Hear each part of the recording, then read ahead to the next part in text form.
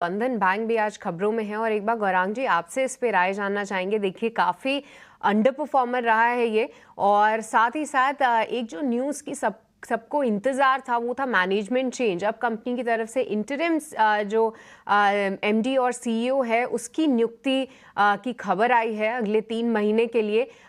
कैसे देख रहे हैं गौरांग जी, क्या यहाँ पे कोई टर्न अराउंड स्टोरी बन रही है या फिर बन सकती है? क्योंकि अब तक तो इस कंपनी ने नतीजों के लिहाज से काफ़ी निराश किया है और सभी ब्रोकरेजेस ये मानते हैं कि शायद इस बार बॉटम आउट होगा, शायद इस बार बॉटम आउट होगा। आपकी क्या एनालिसिस है बंधन बैंक पे और आप क्या राय रखते हैं यहाँ पे? आपको भी शुभ प्रभात गुड सृष्टि जी मॉर्निंग। की तरफ से। तो पहले तो अनिवार्य होगा डिस्क्लोजर देने के लिए।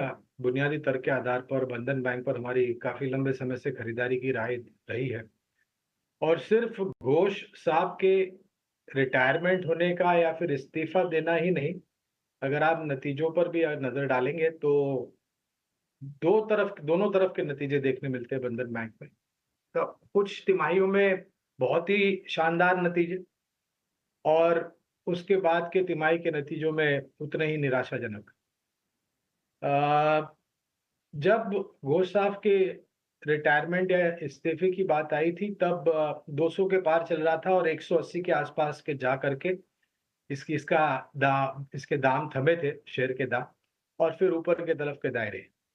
अब जो स्पष्टीकरण आ गया है, क्योंकि बाजार को जो पसंद नहीं आता सृष्टि, वो है स्पष्टीकरण न होना या फिर किसी भी तरह की अनिश्चितता का परिस्थिति। अब ये सब दूर हो गया है, तो हमें लग रहा है कि थोड़ी बहुत स्थिरता आनी चाहिए जहां तक मैनेजमेंट का प्रश्न उठता है। दूसरी तरफ ये देखना अनिवार्य होगा कि अब नतीजों में किस प्रकार से स्थिरता आती है। फिलहाल जो नतीजे हमने देखे हैं और जो भी खबरें आई हैं, उसके आधार पर 230 तक के लक्ष्यांक निर्धारित किए हैं। नए व्यक्ति के चयन के बाद अगर परिस्थिति में और नतीजों में सुधार होता है, तो उसी तरीके से ये लक्ष्यांक को हम ऊपर की तरफ लेके जाएंगे। बंधन बैंक को लेकर ये राय आपके लिए होगी, लेकिन इंडसइंड बैंक का शेयर भी आज फोकस में रहेगा। बिजनेस अपडेट आए हैं और डिपॉजिट के जो आंकड़े आए और इसके अलावा जो लोन के आंकड़े आए, दोनों के दोनों जो उनके गाइडेंस थी उससे कमज़ोर निकल के आए हैं। कहीं ना कहीं ये शेयर अंडर परफॉर्मर भी रहा है। बंधन इंडसइंड बैंक का 1434 का भाव है। इसके बारे में एक बार अवनी आप राय दीजिए। इंडसइंड बैंक आज कमजोर ही ये खुलेगा, निश्चित तौर पर गैप डाउन ओपनिंग होगी। करना क्या है इसमें ओपनिंग के बाद?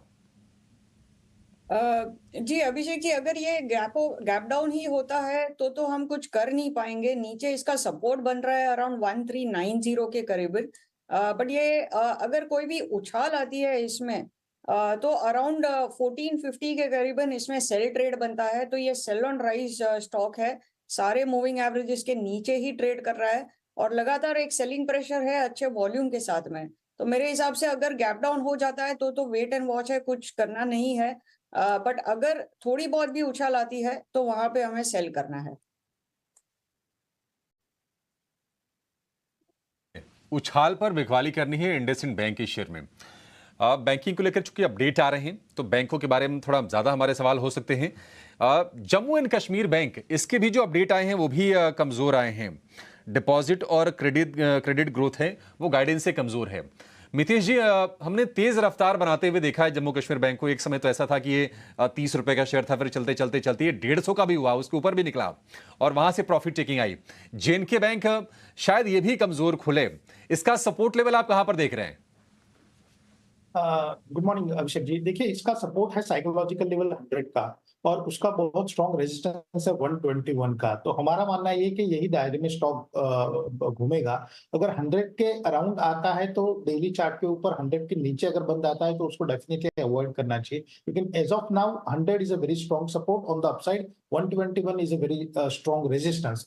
तो इसके बीच में ही शायद घूमने की जो स्टॉक है वो ट्राई करेगा। 100 रुपीज का साइकोलॉजिकल ब्रेक करता है तो उसके बाद जो जगह बनती है नीचे में वो 88 तक है।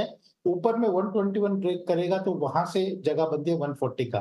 तो as of now technical status को यही रहेगा कि अवॉइड कीजिए, 121 के ऊपर या 100 के नीचे ही कॉल लेना चाहिए।